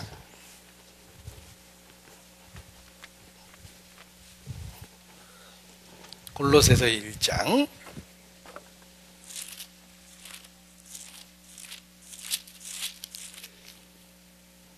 6절입니다. 13절을 보겠습니다. 골로새서 1장 13절 14절 같이 읽죠. 그가 우리를 흑암의 권세에서 건져내사 그의 사랑의 아들의 나라로 옮기셨으니 그 아들 안에서 우리가 구속 곧 죄사함을 얻었도다. 여기 구속 얻었다라는 어려운 말을 쓰면 우리가 혹시 이해 못하고 구원 못 받을 수도 있잖아요. 하나님도 걱정이 되셨어요. 그래서 아주 쉬운 말로 바꿔놓으셨어요. 구속 곧 죄사함을 얻었도다. 쉬운 말로 바꿔놓으셨어요. 이 성경은 수준별로 깨달으면 돼요. 고급반 구속받았다, 보통반 구원받았다, 초급반 죄사함 받았다. 이렇게 수준별로 깨달으면 돼요. 6절에도 있죠.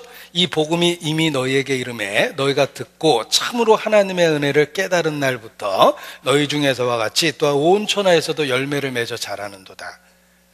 구원받았다는 말을 제일 쉽게 표현하면 하나님의 은혜를 깨달은 거예요. 죄사함을 받은 거예요. 어렵게 표현하면 구속받은 거예요. 이렇게 여러 표현으로 말씀하셔서 구원이 무엇인지를 우리에게 확실하게 가르쳐 준 겁니다. 하나님의 은혜를 깨달은 날, 그날을 구원받은 날 이렇게 이야기합니다. 기쁜 날 주 나의 죄 다 씻은 날. 찬송 밑에 보면 거듭남 이렇게 써 있죠. 하나님의 은혜로 죄를 용서받은 그날을 구원받았다, 거듭났다 이렇게 표현하는 겁니다. 놀라운 날이었네. 영원히 못 잊을 날. 어둠에 길 잃고 헤매던 나 주 찾아 주시었네. 하나님 사랑을 깨달은 날, 놀라운 날이었네. 그것도 거듭남에 대한 찬송이에요. 하나님의 은혜를 깨달은 날. 그래서 구속받았다는 말은 예수님이 우리를 위해서 죽고 대가가 지불됐다는 걸 기억하라는 뜻이며, 쉽게 설명해 주면 죄를 용서했다 이런 뜻이에요. 그래서 구속 곧 죄사함을 얻었도다 이렇게 표현한 겁니다. 자, 13절. 그가 우리를 흑암의 권세에서 건져내사 그의 사랑의 아들의 나라로 옮기셨으니. 보십시오. 그림 하나를 그려보면 이 말씀이 깨달아져요. 보세요. 여기 하나님은 창조주입니다. 하나님은 입법자와 재판자예요. 심판자죠. 하나님이 무엇을 갖고 세상을 심판하시냐면 율법. 하나님의 거룩한 법으로 세상을 심판하시며, 법을 어기면 정죄돼요. 내가 이쪽 동네에서 태어났어요. 내가 이쪽 동네에 태어나서 자랐습니다. 하나님은 창조주고 입법자 재판자이시며 나는 율법 아래에 있었고 율법을 어기면 정죄되는 거예요. 그런데 예수님이 십자가의 죽으심으로 말미암아 구속, 대가를 지불하심으로 하나님이 놀랍게도 나의 아버지가 되셨어요. 나는 너에게 아버지가 되고 너희는 내게 자녀가 되리라. 아버지는 우리를 자식처럼 여기기 때문에 은혜와 진리로 우리를 다스려요. 율법은 모세로 말미암아 온 것이요 은혜와 진리는 예수 그리스도로 말미암아 왔다. 혹시 내가 죄를 지으면 정죄하는 게 아니라 책망하고 아버지니까 징계하세요. 그러나 정죄하진 않으세요. 보세요. 구원을 받는다는 말이 무슨 뜻이냐면, 원래는 내가 이쪽 동네 사람이에요. 나는 율법 아래 태어났고 하나님은 창조주여 심판자였는데 그리스도께서 우리를 건져내사 그의 사랑의 아들의 나라로 옮기셨어요. 이쪽 동네로. 이제 나는 예수 안에서 하나님의 아들이 되었고 하나님은 나의 아버지가 되었어요. 이제 예수님 안에서 율법을 갖고 다스리는 게 아니라 은진이 혜진이 갖고 나를 다스려요. 은진이 혜진이. 교회 다니는 사람이 이렇게 이름 많이 짓죠? 은혜와 진리로 나를 다스려요. 혹시 내가 죄를 지면 아버지로서 책망하고 징계하지 정죄하지는 않으세요. 동네가 바뀐 거예요. 원래 우리가 이쪽 동네 사람인데 예수 믿는 순간 그가 우리를 흑암의 권세에서 건져내사 사랑의 아들의 나라로 옮기신 거예요. 이쪽 동네로 옮긴 거예요. 그런데 잘 보면 이쪽이 올드 테스트먼트, 구약이죠. 이쪽이 뉴 테스트먼트, 신약이죠. 우리는 구약에 있지 않고 신약 아래에 있게 한 거예요. 새 언약 아래에 있게 한 겁니다. 예수 믿으면 이쪽 동네 사람이에요. 율법 동네 사람이 아니라 하나님의 자녀고 은혜와 진리 속에 있어요. 예수 안에 있는 나에겐 결코 정죄함 없네. 정죄가 이쪽 동네죠.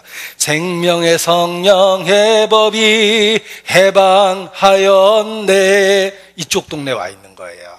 정죄가 없어요. 혹시 내가 죄를 지면 징계하시지 지옥에 보내는 게 아니에요. 아버지시거든요. 자, 만약에 우리 아이가 제 지갑에서 5만 원짜리를 가져가면, 가정입니다. 우리 아이는 그런 짓 안 해요. 우리 아이가 제 지갑에서 5만 원짜리를 가져가면 제가 그 아이를 끌고 경찰서에 가진 않아요. 너 여기 앉아봐. 왜 너 아빠한테 돈이 필요하면 말을 해야지 왜 그랬어. 야단치고 제가 때려줄 거예요. 구원을 받으면 죄를 짓게 되면 하나님이 징계하시지 법으로 처리하진 않는다는 거예요. 왜냐하면 법적인 문제는 예수님이 십자가에 죽으심으로 해결하셨거든요. 자, 내 아들이 5만 원짜리를 가져가면 제가 징계하지 감옥에 보내진 않아요. 그런데 옆집 아이가 툭 하면 우리 집에 와서 5만 원짜리를 가져가면 저 그 아이 야단 안 쳐요. 저 그 아이 때리지 않습니다. 왜 제가 남의 자식 때려요? 신고할 거예요, 그냥. 경찰에 신고해 버릴 거예요. 여러분, 구원받기 전엔 율법 아래에 있었기 때문에 내가 무슨 짓을 해도 하나님이 그냥 두셨어요. 경고만 하셨죠. 그런데 구원을 받으면 나는 너에게 아버지가 되고 너희는 내게 자녀가 되리라. 하나님의 자녀가 됐죠. 그래서 징계가 있는 거예요. 부모로서 징계하시는 거예요. 절대로 옛날처럼 죄 짓고 마음대로 못 살아요. 엄한 부모 밑에 있게 된 거예요. 생각해보면 현재 내 모습은 부모의 잔소리가 만들어준 거예요. 제가 영어 성경 읽으면서 부모님 생각이 났습니다. 왜냐하면 영어 성경을 딱 펼쳤는데 대부분의 단어를 제가 알고 있는 단어라는 걸 알았어요. 쉽게 읽었는데 내가 이 단어를 언제 외웠을까? 중고등학교 입시 때 외운 거예요. 22,000 버케브러리 외울 때 그때 외운 건데 입시 보면서 외웠던 단어를 나이 50이 넘어서도 기억하게 된 거예요. 우리 어머니 말씀이 맞았어요. 너 공부 좀 해라. 공부해서 남 주는 거 아니다. 그런데 그 말이 맞아요. 제가 학창시절에 배웠던 영어 단어를 지금까지 기억하고 써먹고 있다는 거예요. 아, 부모의 잔소리가 내 인생을 만든 거구나. 그렇게 공부하기 싫어서 돌아다닐 때 부모가 야단치고 잔소리했던 것이 결국은 내 인생을 만든 거구나라는 걸 알았어요. 제가 이렇게 꾸부정하게 공부하면 늘 우리 어머니가 저한테 욕을 했어요. 너 허리 펴. 지금도 이렇게 꾸부정하게 있으면 돌아가신 어머니 목소리가 들려요. 너 허리 펴. 제가 체형이 바라요. 이 바른 체형을 부모가 만들어준 거예요. 부모의 잔소리가 내 인생을 만든 거라는 걸 알았는데 영적으로도 그렇습니다. 하나님은 끊임없이 내 인생에 간섭하세요. 그래서 삶이 변하는 거예요. 옛날에는 욕지거리 잘했어요. 제가 풍부한 어휘를 갖고 완벽한 발음으로 욕을 잘했어요. 욕 잘하게 생겼잖아요. 지금은 욕 안 해요. 왜냐하면 엄한 부모 밑에 있기 때문에 그래요. 하나님 아버지. 그러니까 욕하면 내가 불쾌해서 욕 안 합니다. 하나님이 바꿔놓으신 거예요. 구원을 받으면 하나님이 우리를 바꿔놓기 시작해요. 그래서 죄를 지면 책망하시고 버릴 수 있도록 만들어줘요. 나쁜 습관을 없애주세요. 이 담배 오래 핀 사람은 습관이 돼서 빨대를 잡아도 꼭 이렇게 잡아요. 습관이 돼가지고. 어떤 며느리는 고추씨를 이렇게 털었대요. 시어머니가 깜짝 놀랐습니다. 아가 너 담배 피니? 아니요 이러다가 잡혔대는데. 습관이 되면 그러잖아요. 근데 구원받고 담배 피려고 그러면 뭔가 안 어울린다는 걸 알게 돼요. 여러분 어른하고 딱 얼굴 맞대고 앉아서 맞담배 못하죠? 하나님이 나와 함께 계시다고 생각하니까 담배 피는 습관이 없어져요. 욕지거리 하는 습관도 없어지고 삶이 바뀌어요. 하나님이 날 바꿔놓는 거예요. 그리고 잘못하면 징계하세요. 성경은 우리가 혹시 구원받은 이후에 잘못하면 하나님이 징계하신다라고 말씀하셨어요. 여기 몇 구절 찾아보면 이렇습니다. 또 아들들에게 권하는 것과 같이 너에게 권면하신 말씀을 잊었도다. 일러스되 내 아들아 주의 징계하심을 경히 여기지 말며 그에게 꾸지람을 받을 때 낙심하지 말라. 주께서 그 사랑하는 자를 징계하시고 그의 받으시는 아들마다 채찍질하심이라 했으니 너희가 참음은 징계를 받기 위함이라. 하나님이 아들과 같이 너희를 대우하시나니 어찌 아비가 징계하지 않는 아들이 있으리요. 징계는 다 받는 것이거늘 너희에게 없으면 사생자요 참 아들이 아니니라. 그래서 혹시 죄를 지면 징계해도 날 버리시진 않아요. 예수 믿는다라는 말은 사망에서 생명으로 옮긴 것입니다. 율법 아래에 있다가 은혜와 진리 가운데로 옮겼고 하나님이 아버지가 된 거예요. 혹시 내가 잘못하면 나를 징계하시지 지옥에 보내진 않으세요. 왜냐하면 예수님이 끔찍하게 죽으심으로 죄값을 다 완전하게 갚으셨거든요. 나는 새 언약 가운데 있는 거예요.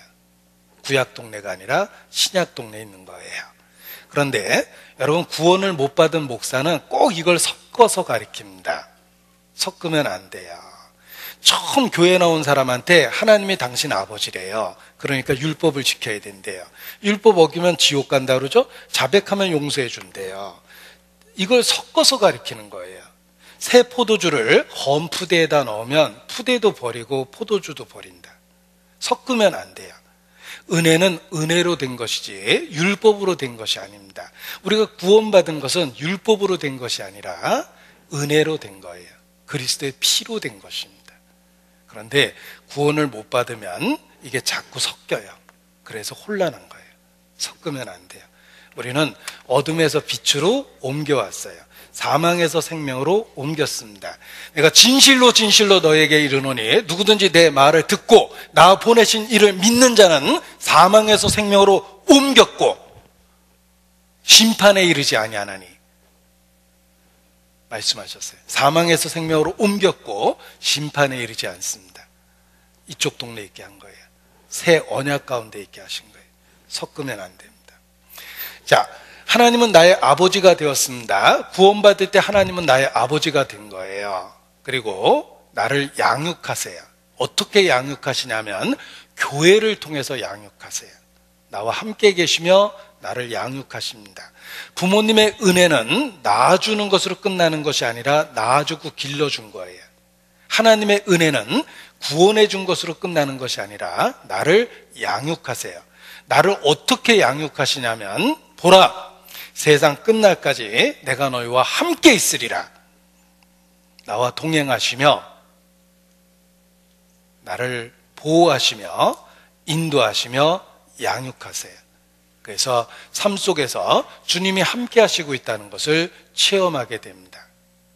주님이 나와 동행하시는 방법 중에 하나가 교회예요.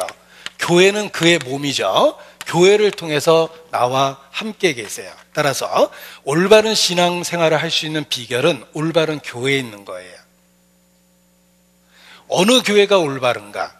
내게 말씀을 전해주고 예수 그리스도를 믿을 수 있도록 예수 그리스도를 증거하여 구원의 확신을 준 교회가 내가 있어야 될 교회예요. 어린아이는 태어난 곳에서 자라야 되는 거예요. 그런데 내가 혹 다른 교회 다녔다 하더라도 오랫동안 교회를 다녔지만 구원을 못 받았습니다. 잘 생각해 보세요. 다닌 기간만큼 또 다녀도 절대 구원을 못 받아요.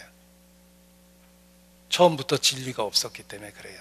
그래서 올바른 교회에 있어야 되는 게 중요한데 우리 교회가 올바른 교회 중에 하나예요. 잘 들으셔야 돼요. 우리 교회만 올바르다 아닙니다. 우리 교회가 올바른 교회 중에 하나예요. 올바른 교회 가운데 있어야 돼요. 어떤 사람이 태평양에 빠져가지고 표류하고 있었는데 다행히 지나가던 배가 봤습니다. 건져주려고 하니까 물어보더래요. 태평양에 떠있는 배가 이거 하나입니까? 그러더래요. 아니요, 많이 있을걸요? 그럼 나 다음 배에 살려달랍니다. 이 사람 죽을 사람이에요. 태평양에 배는 많지만 만날 확률이 절대 많지 않아요. 구원받은 교회가 우리 교회만 있는 건 아니지만 여러분 인생에 만날 수 있는 확률이 절대 많지 않습니다. 여기 오랫동안 교회 다니신 분들은 잘 아실 거예요. 그렇게 많은 교회, 이 교회 저 교회 다녔음에도 불구하고 말씀을 제대로 배워본 적이 없거든요.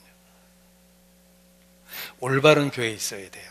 우리 교회가 그 올바른 교회 중에 하나인데 제가 의심이 많았다고 그랬죠. 우리 교회가 어떻게 생겼는지를 오랫동안 공부를 했습니다. 확인을 했어요. 그 이야기를 해드리겠습니다. 여러분 1800년도에 미국의 D.L. 무디라는 전도자가 있었어요. 하나님께 정말 귀하게 쓰임을 받았습니다.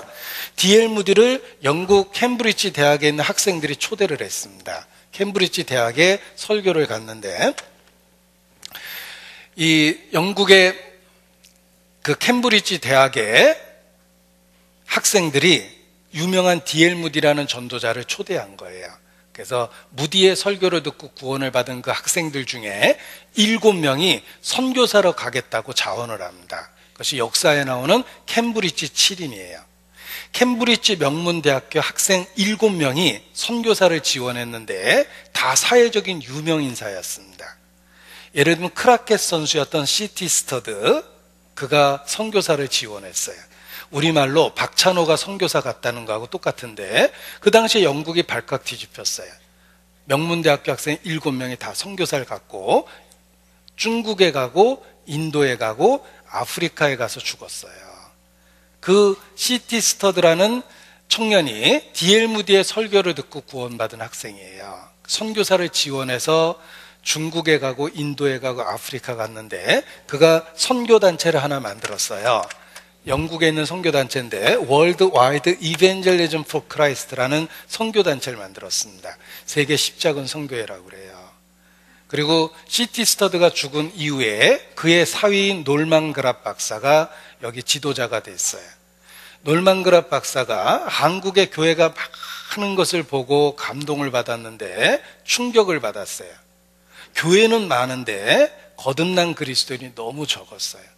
그래서 고향에 돌아가서 선교사들에게 제가 한국이라는 나라를 가보니까 전쟁이 끝난 이후에 교회당이 많아졌는데 왜 예수 믿는지도 잘 모르는 한국식 기독교를 갖고 있더라. 그저 기복신앙에 빠져 있더라 라는 이야기를 합니다. 그 이야기를 듣고 네덜란드 사람 하나가 선교사로 가겠다고 자원했는데 그가 클라스 케이스라는 선교사였어요. 그 클라스 케이스가 한국에 오게 됩니다. 그런데 단독 선교사였기 때문에 같이 활동할 사람이 필요했기 때문에 미국의 팀 선교부가 있어요. TEAM, 극동방송을 만들고 관동대학을 인수했던 선교단체며 생명의 말씀사라는 출판사가 팀 선교부 거예요. 팀 선교부의 선교사들하고 또 미국의 독립적으로 피어슨 선교사가 친구를 데리고 왔는데 피어슨 선교사는 홀츠 아동 그 고아들 도와줬던 분이죠. 그분의 친구가 피어슨 선교사예요. 그 피어슨이 미국에 있는 친구를 선교사로 데려왔는데 그분이 딕 욕이에요. 그리고 당시에 복음을 전하던 브래든 처치의 선교사들이 있었어요. 이분들이 연합해서 활동을 합니다. 각각 연합해서 여기저기서 이런 성경 강연회를 했어요. 그래서 구원받는 사람들이 생기기 시작했고, 이분들이 선교사들이 만든 출판사에 가서 일도 하고, 방송국에 가서도 일을 하고, 독립교회를 만들기도 하고, 선교사로 나가기도 했고 그랬어요. 그래서 흩어져서 복음을 전하다가 1983년도 저희 교회가 이 분들에 의해서 구원받은 분들이 모여서 저희 교회를 만든 거예요. 그때는 교회가 아주 적었습니다. 그런데 놀랍게도 정말 전국에 복음이 전해지면서 지금은 전국에 200여 개의 교회가 있어요. 전 세계에는 400몇 개의 교회가 있어요. 우리 교회 그 마크를 잘 눈여겨보시면 전국 전 세계에 있습니다. 많은 분들이 말씀을 배우고 공감하고 감동하고 변화를 받고 교회가 빠른 시간 안에 전국에 전 세계에 생긴 거예요. 그래서 지금도 선교사들이 가르친 그대로 성경의 원칙을 갖고 교회를 유지하려고 노력하고 있습니다. 올바른 교회에 있어야지만 신앙이 성장할 수 있습니다. 올바른 교회에 있으셔야 돼요. 그래서 지혜로운 선택 가운데 올바른 선택을 해야지만 어떤 축복이 있냐면 441631의 축복이 있습니다. 제 통장 비밀번호 아닙니다. 44는 사도행전이에요. 사도행전이 44번째 책이거든요. 16장 31절인데 주 예수를 믿으라. 그리하면 너와 내 집이 구원을 얻으리라 라는 말씀이에요. 자, 내가 확실하게 구원받는 것이 첫 번째 은혜요. 올바른 선택을 하고 올바른 교회에 있으면 가족이 구원받는 역사가 일어납니다. 그래서 먼저는 내 구원이 확실해야 되고 두 번째는 가족에게 전도가 돼야 되겠죠? 올바른 교회에 있으셔야 돼요. 그래서 올바른 선택 가운데 올바른 교회 안에 있으면 가족들에게 전도가 됩니다. 한 알의 밀알이 땅에 떨어져 죽으면 많은 열매를 맺게 되는 것처럼 많은 구원받은 가족들이 생기게 돼 있습니다. 올바른 신앙생활 하시기를 바랍니다. 기도하시겠습니다. 거룩하신 아버지 하나님, 소망 없었던 저희를 구원해 주시고 하나님의 자녀 삼아 주신 것 진심으로 감사를 드립니다. 모든 말씀이 결실할 수 있도록 은혜를 주시고 우리 각 사람 주의 진리로 더욱 인도해 주시기를 주님께 부탁을 드립니다. 수고한 모든 손길들 기억해 주셔서 더욱 주 안에서 살 수 있도록 은혜를 더하여 주시옵소서. 주께 감사 찬양을 드립니다. 고마우신 우리 구주 예수님 이름으로 기도합니다. 아멘.